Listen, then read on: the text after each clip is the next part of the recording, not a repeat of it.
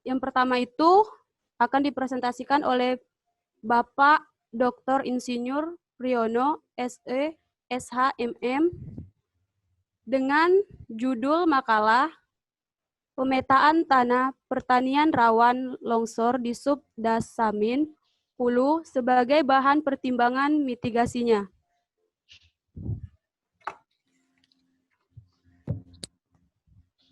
Dari Faculty of Agricultural of Slamet Riyadi University Surakarta, Indonesia. Kepada Bapak kami persilakan.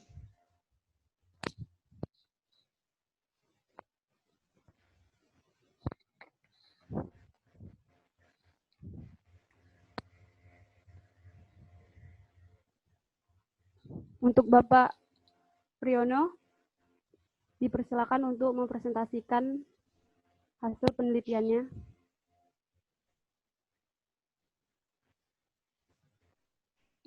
Oke, terima kasih. Assalamualaikum warahmatullahi wabarakatuh. Waalaikumsalam warahmatullahi wabarakatuh. Pada kesempatan ini, saya akan menyampaikan makalah saya.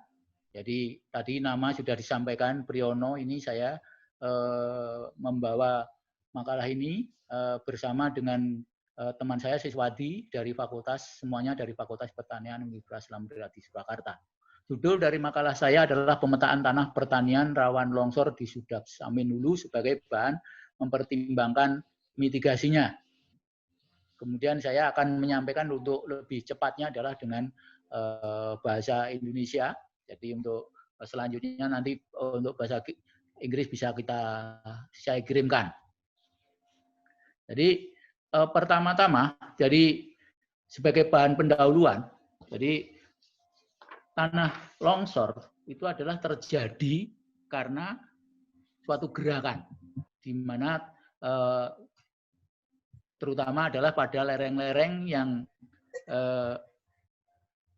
di bawahnya adalah ada batuan yang tidak bisa menahan sehingga terjadilah luncuran itu bila ada suatu gerakan. Dan itu faktor yang mempengaruhi sebenarnya banyak sekali. Faktor yang mempengaruhi di samping tadi kalau karena lereng tapi dari batuannya, tapi juga dari iklim, dari penggunaan lahan, kemudian dari juga faktor-faktor yang lain, sifat-sifat yang lain banyak sekali seperti yang akan saya sampaikan di selanjutnya. Kemudian tujuan daripada penelitian saya adalah untuk memetakan dan membuat peta tanah pertanian sesuai dengan hasil proses secara alami maupun teknis di sekitar sepanjang Subdasamin. Kemudian yang kedua, mengevaluasi dan menyajikan proporsi tanah pertanian rawan longsor per wilayah kecamatan di Subdasamin. Next. Metode penelitian yang saya gunakan jadi adalah dengan metode survei. Jadi tentunya sebelumnya adalah ada pengumpulan peta-peta tanah, jadi yang disebut dengan nanti peta tentatif, kemudian juga peta-peta yang lain nanti di overlay, kemudian digitasi, kemudian setelah itu dianalisis dengan yaitu digitasi, kemudian bentuk peta satuan peta lahan, kemudian diadakan survei beserta pengambilan sampel tanah, kemudian dianalisis. Setelah dianalisis adalah didapatkan data yang berupa data biofisik. Jadi itu adalah mengenai bermacam-macam daripada faktor pembentuk tanah itu yang saya ambil. Kemudian dibentuk menjadi peta satuan peta lahan yang rawan longsor. Kemudian di situ dijadikan bahan pertimbangan untuk menentukan mitigasi sebagai rekomendasinya. Next, ya. Next. Aduh. Itu bisa terjadi ini untuk lebih agak jelasnya ini dari bagan alir ini. Jadi ini sebagian, jadi ini ada peta tentatif, kemudian ada peta unit lahan, diadakan survei, kemudian menganalisis dari faktor yang berkaitan biofisik. Nah, ini diperoleh, jadi nanti dianalisis diperoleh dari kategori tingkat kerawanan longsor, baik yang luar biasa rawan, sangat rawan, rawan, agak rawan, sampai tidak rawan. Ini. Nah, dari sini dijadikan pertimbangan untuk menentukan mitigasi, baik mitigasi secara non-struktural maupun mitigasi secara struktural. Non-struktural itu berupa pendidikan, penyuluhan, dan sebagainya. Mitigasi adalah action-nya nanti di lapangan. Next. Nah, ini adalah sebenarnya ini adalah merupakan data dari hasil analisa faktor-faktor yang mempengaruhi longsor sebagai bahan pertimbangan untuk mengambil tindakan mitigasi rawan longsor. Ini datanya. Jadi ini. Terus next terus ya. Nah, terus next ini demikian ini. Jadi ini merupakan faktor-faktornya, kemudian ini ada kategori, instrumen, dan sebagainya, ini diambil ke tingkat kerawanannya. Jadi baik yang rawan sangat tinggi, atau tadi dikatakan luar biasa rawan, tinggi, kemudian ada yang sedang, ada yang rendah, dan sebagainya. Kemudian terakhir adalah kesimpulan. Next, kesimpulan.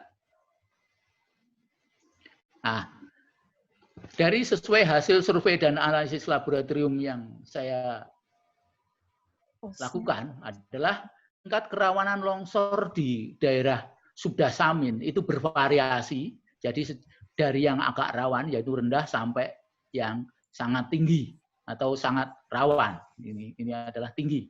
Jika ditinjau dari kemiringan tanah atau kelerengannya itu adalah sampai 45%. Penggunaan lahan yang berupa tegalan 60%, sawah 20%, kebun campuran 10%, dan pemukiman 10%. Kemudian litologi, batuannya adalah 80%, itu adalah batuan andesit. Ini ciri khas dari gunung berapi. Kebetulan di lereng Dasamin ini adalah lereng gunung berapi di daerah Kabupaten Karanganyar. 20% adalah batuan nampal. Kemudian curah hujannya tinggi, jadi dari curah hujan 2.000 sampai 3.000 mm per tahun. Namun ada lokasi-lokasi tertentu yang curah hujannya di luar itu. Jadi di bawah 2.000 mm itu di Kecamatan Mentesih dan Kecamatan Himantono. Bahkan ada yang curah hujannya bisa di atas itu. Atau lebih tinggi dari 3.000 ini maksudnya di daerah Gondosuli. Kemudian kedalaman airnya adalah 60% dangkal, 30% sedang, dan 10% dalam. Batuan permukaannya adalah 2%. Berdasarkan identifikasi morfologi, daerah Dasamin diperoleh tipe longsor yang berupa slam, itu kemudian juga ada rockfall, ada yang ya, ini sudah selesai. Kemudian di Kecamatan Karangpandan juga ada yang landslide. Ini bervariasi. Jadi nanti bisa kita diskusikan lebih lanjut. Dari pertimbangan inilah ini bisa diambil mitigasi. Mitigasi yang dilakukan bisa mitigasi struktural dan non struktural tadi. Terutama kalau yang struktural itu bisa melalui reboisasi, jadi penghutanan kembali, maupun agroforestry yang nanti berkait dengan multiple cropping, tanaman campuran. Kemudian bisa juga dengan secara fisik yang lain. Saya kira terima kasih. Wassalamualaikum warahmatullahi wabarakatuh. Baiklah, waalaikumsalam warahmatullahi wabarakatuh. Terima kasih kepada Pak Priyono atas presentasinya. Selanjutnya masuk sesi tanya jawab.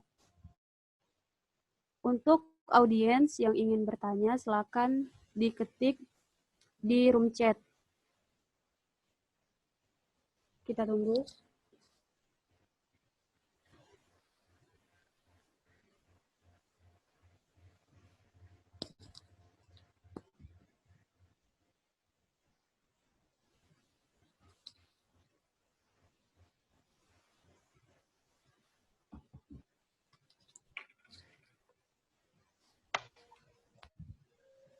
Iya, yang ingin bertanya.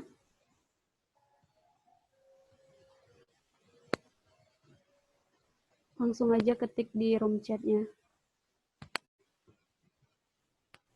Bentar, Liz, ada yang ingin bertanya.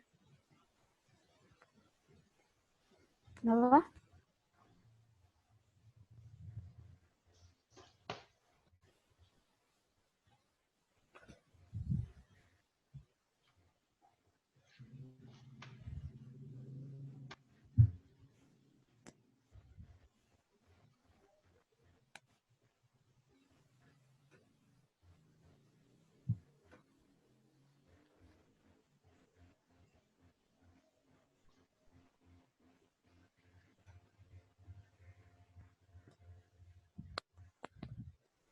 Baiklah, saya ulangi lagi untuk audiens.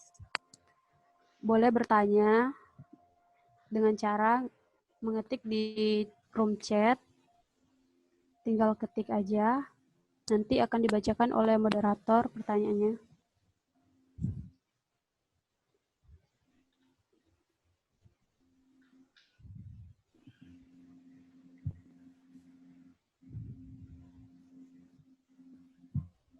Baiklah, ada pertanyaan. Pertanyaannya adalah, bagaimana manfaat penelitian ini baik pertanian, lingkungan, maupun keteknikan? Untuk Pak Priyono, boleh dijawab pertanyaannya? Oke, terima kasih. Manfaat penelitian ini jelas banyak sekali, karena di samping membantu untuk lingkungan adalah juga membantu untuk kepentingan masyarakat.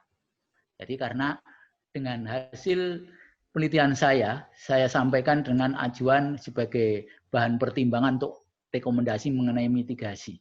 Jadi upaya untuk menanggulangi, upaya untuk mencegah, upaya untuk memperbaiki selanjutnya.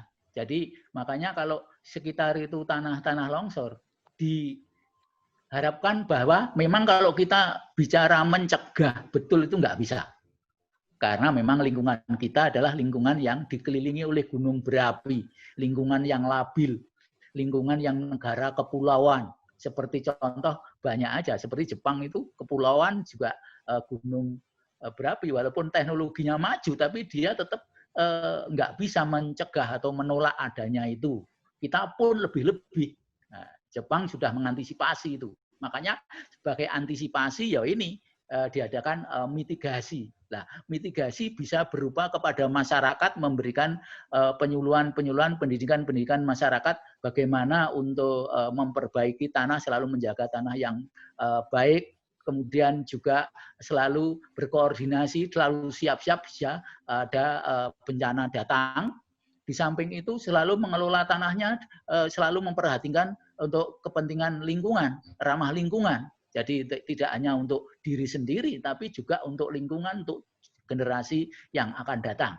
Jadi kalau tanah itu dari berbagai tingkat kelongsoran, itu bisa juga bervariasi kaitannya dengan mitigasi yang disampaikan. Karena saya orang pertanian, jadi ini makanya mitigasi yang saya sampaikan adalah di samping mitigasi yang secara fisik, itu yang nyata biasanya fisik, jadi pembuatan terasiring, pembuatan perbaikan dari saluran, kemudian juga mitigasi yang berkaitan dengan penanaman tanaman. Baik tanamannya tidak hanya tanaman yang tinggi saja, tapi juga tanaman sedang, tanaman rendah, di tinggian itu sehingga campur bersama-sama, sehingga itu akan mencegah lebih banyak, dalam arti mengurangi efek daripada terjadinya longsor. Misalkan dengan hujan, otomatis dengan tanaman tinggi ditangkap, kemudian setelah ke bawahnya tanaman sedang, ketinggiannya, kemudian ke bawah lagi tanaman rendah, sehingga daya pukul terhadap tanah itu akan terlindungi. Jadi itu tanah terlindungi. Saya kira banyak sekali. Jadi itu. Kemudian mitigasi itu tadi bisa tanaman keras lewat penghutanan kembali. Misalkan kalau tanah yang gundul, tanah yang sudah banyak di area sudah banyak diambil mengenai tanaman-tanaman sehingga gundul. Kemudian di samping itu adalah ini bisa dilakukan juga selalu, makanya bahwa tanah itu supaya awet atau supaya bisa digunakan itu makanya perlu selalu dijaga, diberi dengan tanaman-tanaman selain tanaman yang tinggi, tanaman sedang, bisa tanaman sedang, bisa perkebunan juga. Tanaman tinggi juga bisa perkebunan. Bisa juga dengan sayuran, tanaman semusim, atau dengan tanaman-tanaman yang lain. Saya kira demikian, untuk lebih jelasnya. Baik, Pak. Nanti bisa dilanjutkan. Terima kasih. Wassalamualaikum warahmatullahi wabarakatuh. Terima kasih, Pak.